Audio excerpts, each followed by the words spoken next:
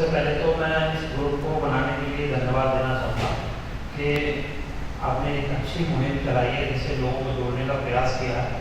परेशान तो सभी हैं, सभी चाहते हैं कि बदलाव हो, सभी चाहते हैं कि लड़ाइयाँ हो, समाधान मिले, लेकिन उसमें आगे कोई नहीं आता।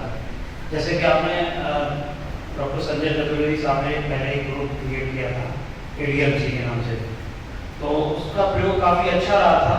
लोग उस पर रिएक्ट भी करते थे, प्रशासन की तरफ से भी उस पर कार्रवाई होती थी।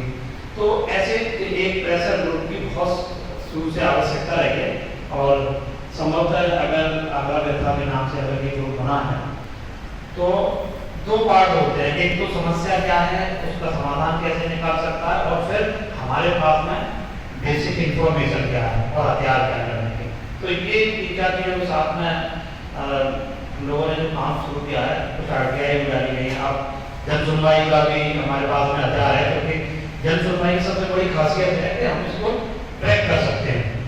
जो भी एप्लीकेशन हम उसमें दे रहे हैं, जो भी समस्या अपने डालिए, वो हमारे पास में अपडेट आता रहेगा कि ये एप्लीकेशन आपकी यहाँ ट्रांसफर कर दी गई, यहाँ पर चल रहा है। तो ऐसा करके हम उसमें RTI और जन सुनवाई इस पर हम फोकस कर सकते हैं।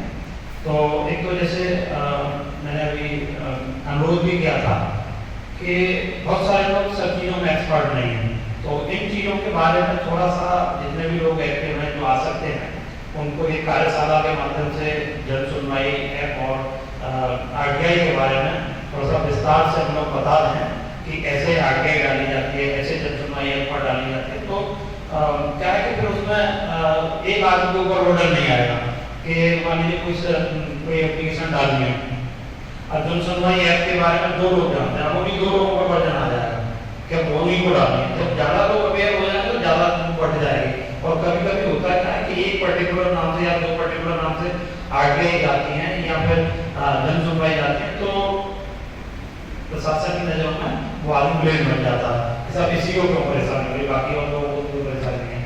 तो अगर ज़्यादा लोगों तक पहुँच जाए, ज़्यादा लोग अवेयर हो जाए, तो उसमें हमें फ़ायदा मिलेगा, एक वीडियो बनेगी।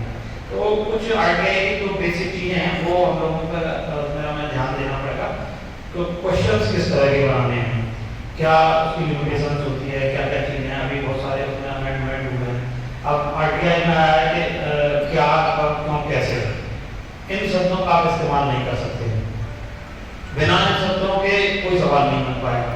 तो ये सारी चीज़ें हमें देखनी है।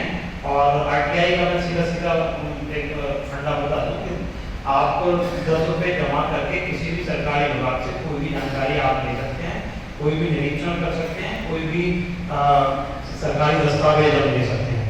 तो उनके दस्तावेज लेने के लिए अलग अलग फीस है, 2 रुपये प्रति पेज के हिसाब से हम सत्यापित भी मांग सकते हैं।